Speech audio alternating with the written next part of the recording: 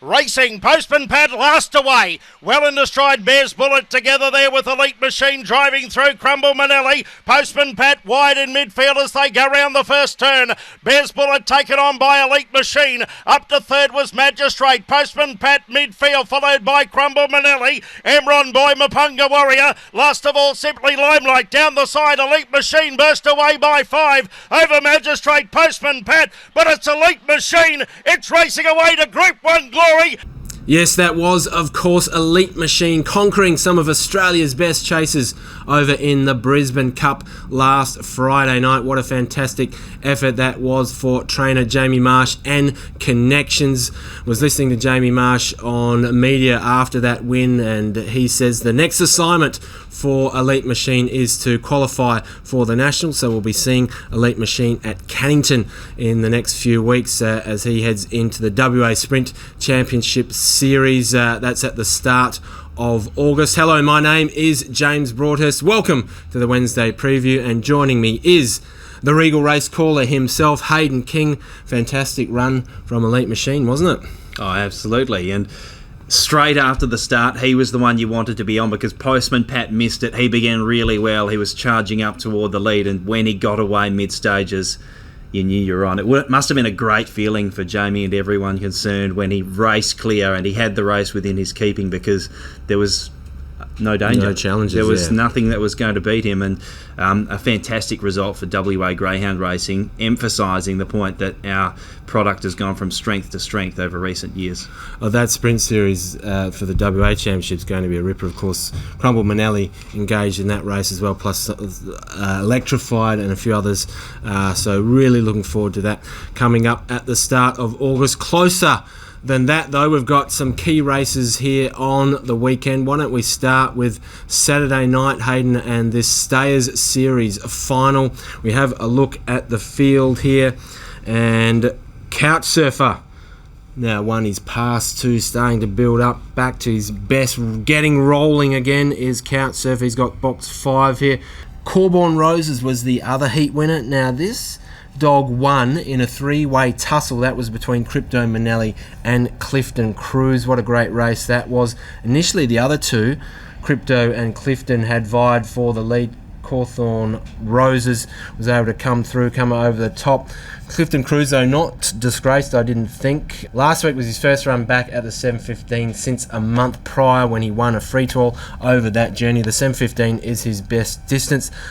Despite the result last week, I think he's the biggest danger to Couch Surfer here. What are you looking at in this race, Hayden? It's an interesting race. We've got Bad Boy Jagger who sneaks into the field courtesy of running 5th, the fastest 5th. Blessed Doll ran a top race there for Aaron Brown last time out. He's got this dog ticking over really well and continues to get better each time she goes out there. So a win is nigh. Spin the Bottle closed off strongly last time out. Clifton Cruz, I thought, was the most unlucky of any dogs in the heats because he was pressure in that race, basically doing enough to lead, and he just got hampered enough that he got spat out there on the first turn. And to show the temerity to come again and not be too far away at the pointy end of it was a very pleasing performance. If he was able to get across and lead, it could be a different story this week. Couch Surfer, as you mentioned, back showing his best, and he's ready to win again after 2 incredible wins at his past 2. So he's going for 3 on the bounce here. Speed Freak out in box number 6, probably not running out the 7:15 as strongly as she once was. Corborn Roses is one who can get the trip nicely, and Crypto Manelli probably needs to lead from out in box number 8. It's going to be a hard ask to get across from out there, but if he did, he'd come into some kind of calculations. But considering the interference that Clifton Cruz had last week, it's the one I'm looking for improvement from this time out. Yeah, agree with you on that. Just a quick note on Speed Freak, though. That's still a young dog and still developing. I think the best for that dog's still ahead. And it's important that she gets some continuity going because she's been bouncing between 7:15, 5:20. It's not easy to do, to go from those kind of distances where you're putting an extra, 40% almost on your distance, jumping from 5:20 up to 7:15. So it's a pretty hard ask and a hard act to follow. So when she gets that rhythm going between her runs, I think we'll see a better greyhound. Agree with you about Clifton Cruz, though. I spoke with trainer Vince Reid about this greyhound. My first time speaking to him, really nice fellow, and here's what he had to say about what he expected from this race on Saturday night. He'll definitely improve. Hopefully we can get some clear air. We sort of got in a bit of a bump and duel with Crypto Manelli last week, so we come off second best. So I actually like him taking a sit. So yeah, when Crypto come across, I was actually hoping that he would probably have gone past me without interfering with me, and I think we could have got a little bit closer. He finished pretty good. We're only a length off him, so no, I think he'll be much better for that, and hopefully a bit drier track, no interference. It might be a nice little race. If Count Surfer pins, which he has, once or twice before, we can sit on him. Hopefully he can drag us along and we can all run some time. Whether we can actually overhaul him or not, I don't know, but it's all about clear running for him, I think. He doesn't like being crowded up too much. Well, another race that looks interesting on Saturday night is race 4, the 520 metre free-to-all. And we have a look at this field. There's some good chasers engaged here. Quick Smart, certainly one of those out of box 4 here, made a triumphant return to the 520 last week after a month and a half or so of racing over the 600. Certainly looms large in this contest, but the two dogs that I'm really interested to see what they can pull out for this one are Barbecue Man. Can he use the vacant box to his inside to advantage and find the lead here? And the other dog I'm really interested in watching here is Honestly 2, who got worried out of a victory last week. Let's have a look at that run now. And Honestly 2 begins well from box 2, but he gets joined by Granite Song, and the pair are joined together into the back straight, and then Honestly 2 gets squeezed up as Barrio Beast pushes up along the rail. Honestly 2 drops back momentarily, but he recovers to go to the outside in the home straight, but can't make up enough ground on Granite Song and has to settle for second place. Some excuses. What did you make of that run? Honestly 2's been a dog that's been on this upward trajectory for quite some time now. Is this just a little bit of a blip? It wasn't a bad run. It was just maybe just got worried out of it a bit there. Nothing wrong with the run, and the time, although slow, doesn't reflect the full story. And there were some slower times there last Saturday, so we could potentially see a couple of those results be improved heading into this weekend. Yeah, I put a line through the times from last week. I don't think that's a reflection of what these dogs are capable of. And also, I'm not sure if this is anything or not, but Honestly 2, does she have a little bit of a flat spot mid-stages? Like, obviously she can run 29.67 or whatever her personal best is, but is that potentially the weakest part of her race because she's strong early, strong late? Potentially, yeah. And that was the moment in the race there where... But there was other things going on there. I think it was a pretty torrid run for her on that occasion. Yeah, and we could easily see her bounce back to winning form this weekend. Jimmy's Decision comes into this fresh, drawn the inside.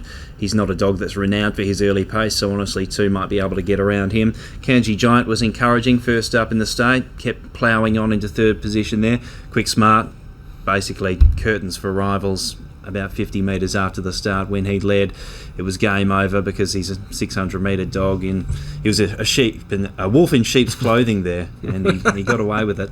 Barbecue Man, we know, has all that early speed. If he's able to get loose on the front, then look out. Rumbling Moment hasn't produced his best for a while, and Firecloud has been going well, but it does look a tough ask from box number 8. I have liked the way he's come back, though, after that freshen up.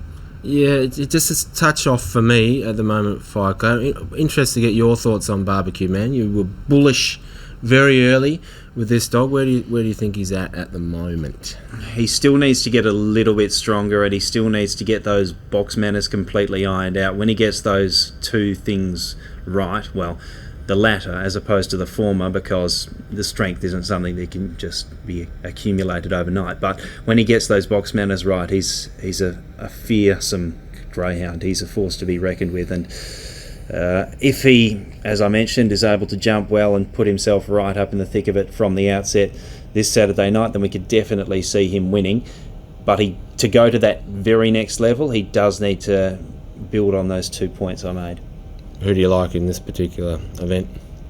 Okay, Shorty. That's a phrase he loves in this particular event. Well, we've spoken about barbecue potential, and but they're all coming together this Saturday night in this race. Who wins this one?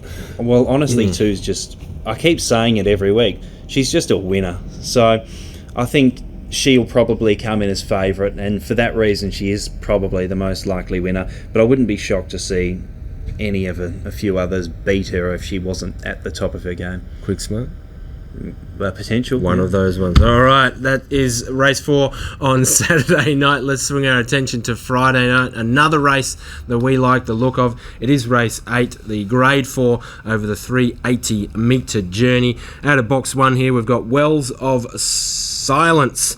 Didn't get the job done last week when she went out a red hot fave. Missed the jump, and that is fatal in 380 metre racing. Gets the pole though this time round. A couple of the other dogs in here. Redhead Rider has been racing primarily over the 520 in recent times. Hasn't really been able to replicate the form he showed when he ripped out 5 in a row late last year, but did win 4 back when he found the rail and held on over race. Can he do that again on Friday? We've got Zephos, a greyhound named after a sprint car driver over in the US. So Cody Charles is big on his sprint cars. Is he?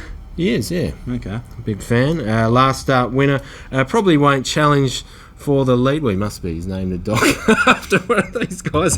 Probably won't challenge the lead here. We'll have to do it tough from behind here. And another one of Cody's dogs, Joe the Lion, also a last start winner, which broke a 13-race losing sequence stretching back to Feb, but can launch on his night. Vital in these 380s. What do you reckon about this one, Hayden? I think Wells of Silence is the most likely winner. He comes into this off the back of good recent form, and then last start he was cursed by you making him your best I bet. know. Kiss of death. Outrageous. But gets another opportunity from box number 1 to right those wrongs, and providing he does jump well, he will be very hard to beat. If he can get out in front, then there's probably no catching him. Gold Ranger drawn next door, produced a solid second there a couple of runs ago behind After Show, and then nothing went right last time out. If he balanced up in a share of the leader in second place, he could definitely chase home Wells of Silence. Redhead Rider does have early speed. He could potentially bob up and apply that pressure to the inside greyhounds. We didn't see that early speed last start, but he definitely has it, and when he's right, he's a pretty tough dog to beat. Kulmira absolutely bombed the start last time out. Rule a line through that before that going okay. Zephos does have a really good turn of foot, this dog, so if he could put himself in a striking position, he could be pretty dangerous. Off the green, boxed on fairly into third last week. I watched the race with Brett last week, and coming up to the turn, I think he thought he was half a chance, but she just emptied out on the run to the judge to run a gallant third. Joe the Lion, we saw his best last time out, which showed he's very capable. Can he reproduce that? If he does, and the others aren't absolutely at the top of their game, he can definitely win. And Wild Ollie is racing well, but it becomes hard from box number 8. I do think Wells of Silence is the most likely winner here. Wells of Silence for me as well. Zephos, though, a bit of a smoky in this one. Hey, coming up at Box 1 Restaurant over the next 3 Saturday nights, we've got Christmas in July. Make sure you get involved. A whole lot of fun happening here at Cannington during July. Racing at Cannington tonight as well. Hayden, 12 races, first kicking off at 6:46. You got a best bet for us? Yep. 5-5. Lemon Alert. West on Booney.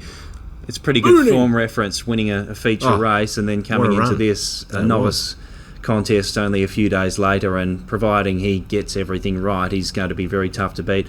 I have been following this dog for a little while now, and I did think he was a chance heading into that West Chase final on the weekend, and things did go right for him, and he most importantly did everything right for himself. So if he can put himself in the right positions, he should be winning this race 5, number 5, West on Booney. What a run that was. We'll talk more about that in Greyhound Gold. But yeah, West on Booney, a dog going places. For my best bet, I'm heading towards the last on the card. Race 12, number 1, Tweak Freak. Now we're seeing this chaser drop back to the 380. Generally a really hot beginner. Gets the pole here, so I'm interested to see what this dog can do over the shorter distance. Race 12, number 1, Tweak Freak. from me tonight at Cannington. And that is the preview. Hayden, thank you once again for your company. My pleasure. All right. Thank you also out there in internet land for your company. We'll see you next time on the Wednesday preview.